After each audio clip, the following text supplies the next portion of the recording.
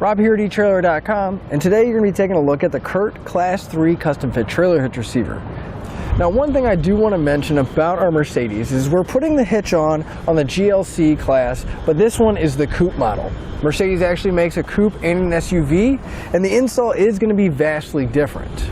With our hitch installed, you can see that cross tube is going to be completely hidden, and it's going to tuck up really close to the bottom of the bumper, so it's going to have that really nice look, and it's not going to distract from the look of our Mercedes. Since it is a Class 3 hitch, we're going to get that 2-inch by 2-inch receiver tube opening. We're going to have a really wide variety of options when it comes to accessories. Whether we need to tow, we need a ball mount, throw a couple bikes on a bike rack, or even throw some gear in a cargo carrier, the 2-inch opening is going to give us the widest options. Now, the way we're going to mount any of our accessories to our hitch is going to be through the hitch pin hole here on the side. It is going to accept a standard 5/8 pin and clip. Now, these are not included with the kit, but you can pick them up here at etrailer.com along with some locking devices to make sure your accessories are nice and secure. Now, if you do plan on doing some towing, our safety chain connection points are going to be a loop style, welded at the bottom of the receiver tube, and you can see even with most size hooks, we're going to have plenty of room to get those hooked up or take them off. Now, regardless of what you're going to be using your hitch for, whether it's a bike rack or towing, you need to know how much weight capacity it has. And our hitch is going to have a 900-pound tongue weight, which is the maximum downward force at the receiver tube, and a 6,000-pound gross trailer weight rating. That's how much it can pull, including the trailer and everything we have loaded on it. But with all those numbers in mind, you always want to double check your Mercedes owner's manual because you don't want to exceed the manufacturer's recommended weight. Now, I'd like to give you a few measurements. It's going to help you out when you're looking for accessories for your new hitch, whether that be a ball mount, a bike rack, or a cargo carrier. From the center of the hitch pin hole to the outermost edge of the bumper, it's going to be right about 9 inches. Now, that measurement is going to come in handy when we have a folding accessory to make sure we have enough room and that it's not going to come in contact with the rear bumper. And from the ground to the inside top edge of the receiver tube opening is going to be right about 12.5 inches. Now, you can see it's pretty close to the ground, so we do want to get a bike rack or a cargo carrier with a raised shank. That way it'll give us a little bit more ground clearance once we have it on. But at the same time, that's going to help you find a ball mount so we can match it up to our trailer and find the appropriate rise or drop. But now that we've seen what our hitch looks like and gone over some of the features, let's take it inside and we can put the hitch on together. To begin our installation, we want to open up our rear hatch so we can get access to the inside by our taillights here. Now, there's going to be this plastic cover and a few fasteners that are holding it in place. We're going to have these 2 rivet or push pin style connectors there. We're going to take a small flat blade screwdriver and we're going to come underneath the center of it.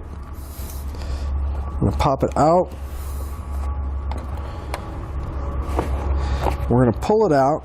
Then we can come underneath the base, and this is going to be more of a rubbery, kind of a grommet material. Then we'll pull out the base. We'll do the same thing for the other one up top. And with those removed, we'll remove the other side as well.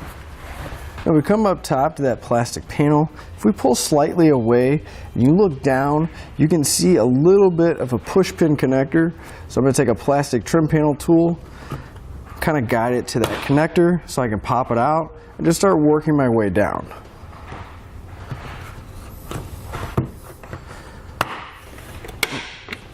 And once we get to the bottom, we can pull it out and we'll set it aside. We can remove the other side as well. Now we're going to come to the floorboard here. We're going to lift it up so we can get access underneath. And if we come to the very center, right by where the latch is, when we come inside, we're going to have a bolt that's holding everything in place. I'm going to grab a T30 Torx bit so we can pull that out. We're going to move to the inside again and we'll come to the bottom of our threshold panel. We're going to grab a hold of it, kind of lift up slightly. We're just going to work our way across so we can get some of those clips to release and we can pull this panel all the way out.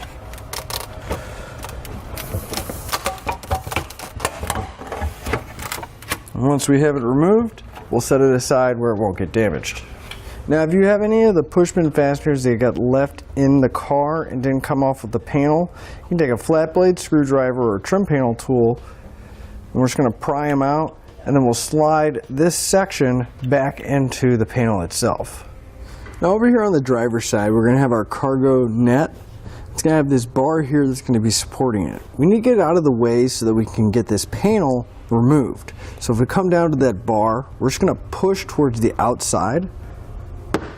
It'll unclip from the hinges.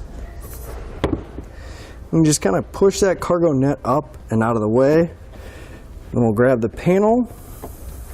Now getting a hold of that panel can be a little difficult just because there's not a whole lot of room to get your finger in.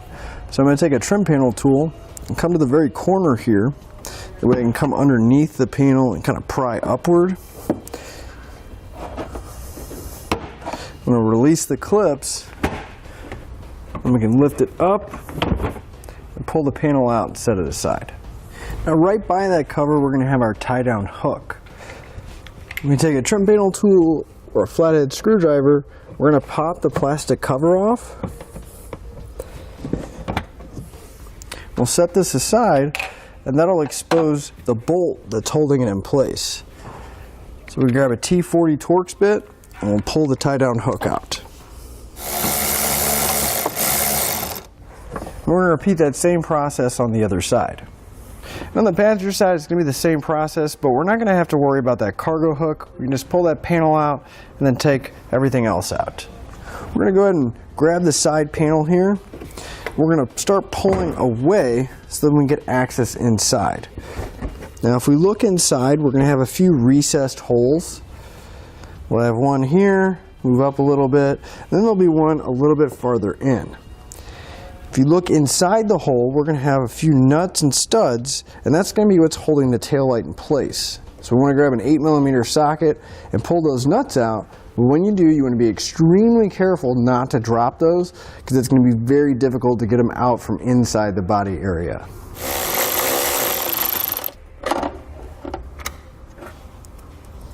We're going to have a total of 3 of these on each side. With those removed, we'll grab our tail light and we're going to want to move towards the outside of the vehicle. And just kind of work it out and then we can disconnect the harness. Just a small tab on top here. Just going to press down.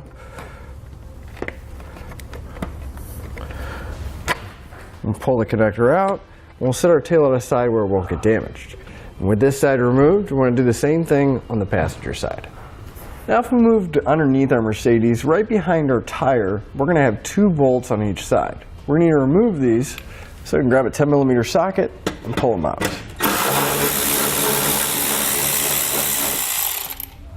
Now if we move towards the center, we're going to have these bumper supports. We're going to have one on each side, closer to the muffler tip. You look up, there'll be a 10mm bolt holding it in place, so we'll grab that 10mm socket and an extension and pull it out. You want to make sure you pull both of them out, so we'll take out the other side as well. Now since we're going to have to remove the fascia, we're going to need to remove or at least loosen up this wheel well trim piece at least to where the fender meets the fascia. So we'll start here at the bottom. I like to just kind of grab on the inside and we pull away a little bit. It'll start to release a clip, but I suggest using a plastic trim panel tool to help you get those clips released all the way. Just kind of work our way up towards the top. And we use the trim panel tool to help push those clips down as we're pulling out on that panel. And with the panel out of the way, if we look inside the wheel well liner here, we'll see that we're going to have a couple of these push pins, and those are going to come out the same way the other ones did earlier. We'll pop the center section out, and then we'll take the middle out. We're going to have a total of 3 of these, one in the middle, one up top here, and then one towards the bottom. With the push pins removed, I'm going to grab the wheel well liner, and we're going to start peeling it back so we can get access behind it. And if we look inside, it's going to be a little difficult to see because our vehicle's black, but there's going to be a bolt about halfway up that trim piece that we're going to have to remove. That's an 8mm head, so we'll grab our socket and pull it out.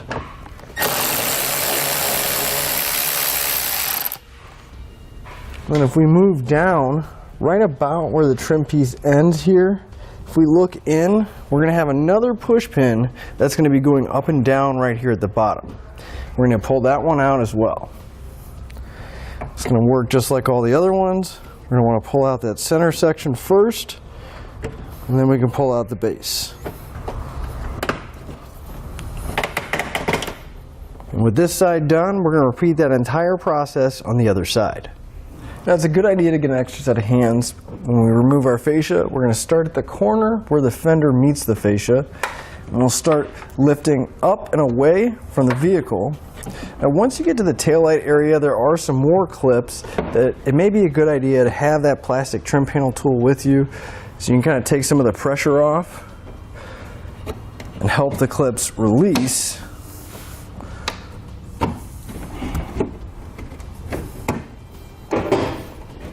And once you have the fascia fully released, I do want to mention that here in the center, we are going to have several clips that are holding it in place, and the best way to get that loose is if you take that trim panel tool and kind of pry them open, or if you lift up on the fascia and pull out. But don't pull out too far, because we have a lot of electrical connectors back here that we're going to have to disconnect. On each side, we're going to have this black box. We'll have a cover over it, so we'll go ahead and pull that cover off. And you want to pay attention to how the box was sitting in there, at the white side going towards the outside of the fascia. But we'll take the box out, and on each side there'll be a small tab. We'll press in on those tabs, and we can disconnect the box.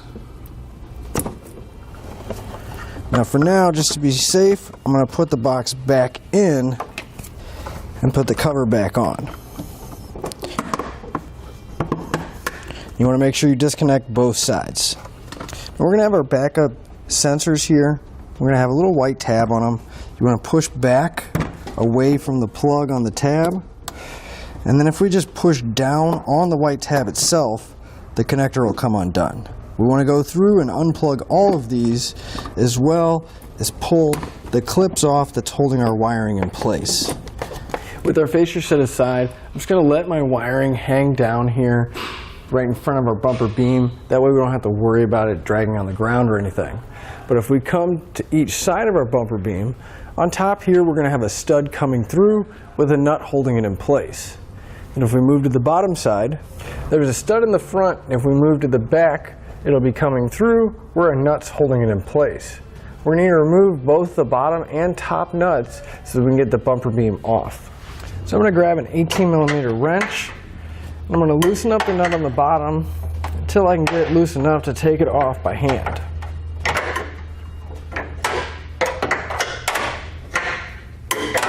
And once you have that nut loosened up enough with the wrench, just reach back there and we can unthread it the rest of the way. You want to make sure you hold on to that, because we will be reusing it. But we'll take the other side off as well. And we'll use another 18mm socket to pull the top nuts out, holding the bumper beam in place.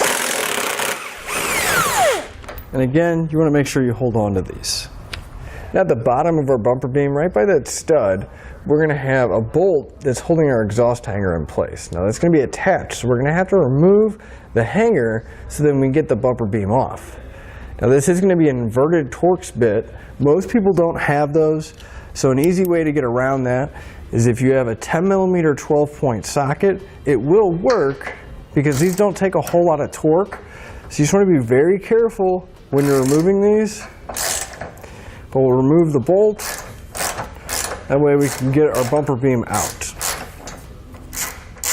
And we are going to have one bolt on each side of the muffler. So you want to make sure you pull both of those out and everything's out of the way. Now that the bumper beam should be loose, you may notice that there's actually quite a bit of tension on there. And if you haven't removed this ever before on your Mercedes, as I pull away, you can see there's some kind of adhesive that's holding it in place. So I suggest that one side at a time, kind of break that adhesive loose so that you can take the whole assembly off evenly and not have to worry about it breaking loose, pulling really hard, and then all of a sudden it breaks loose. Just take your time, pry it away a little bit, get it to stretch that adhesive, and then move to the other side. So we can carefully pull our bumper beam out and away. Just want to be mindful of the wiring. So So we'll go around our wiring and we'll set it aside. We're going to grab our hitch, we'll line up the top 2 holes with the studs. Then you'll notice that we are going to have a little bit where our hitch is going to hit the heat shield down here before it can rotate all the way down. So we can either bend the heat shield so it's out of the way, or we can trim it.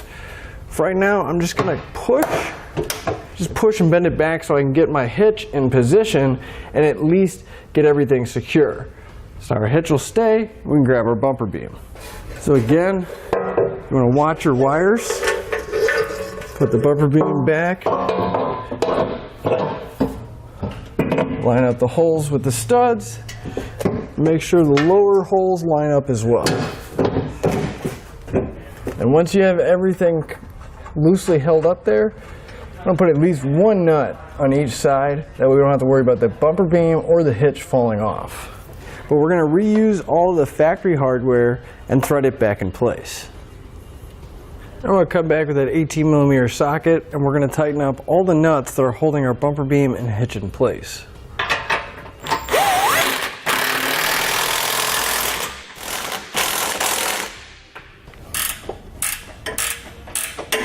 We can go ahead and come back with the torque wrench now. We're going to torque all of our hardware down to the specified amount in the instructions.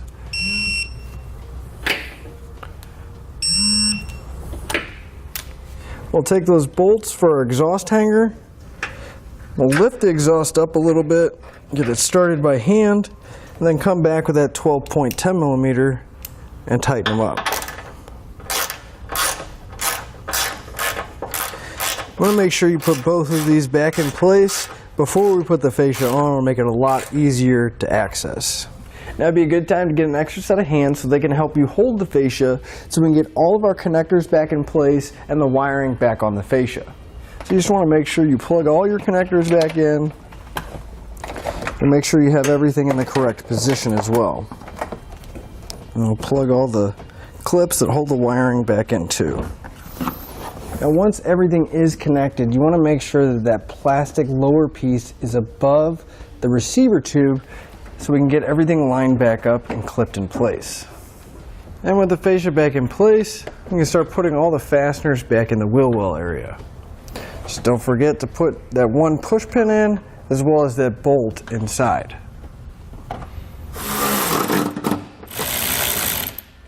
Now when you're reassembling everything, putting the taillights back in may be one of the hardest things.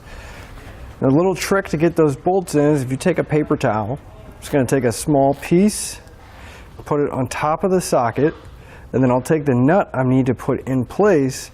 I'm just going to press it down into the paper towel. That way the socket will hold it enough to where I can get it in and not worry about it dropping.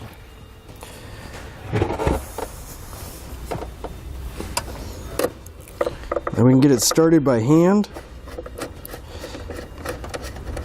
There's a lot less of a chance of dropping that nut, and just make it a little bit easier. We can always grab the paper towel and pull it out when we're done. We'll put our tie-down hooks back, and tighten the bolt down.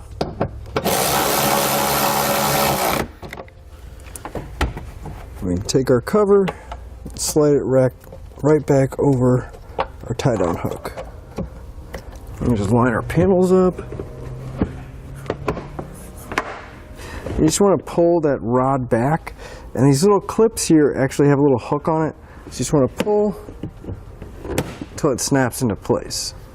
We can put our covers back in.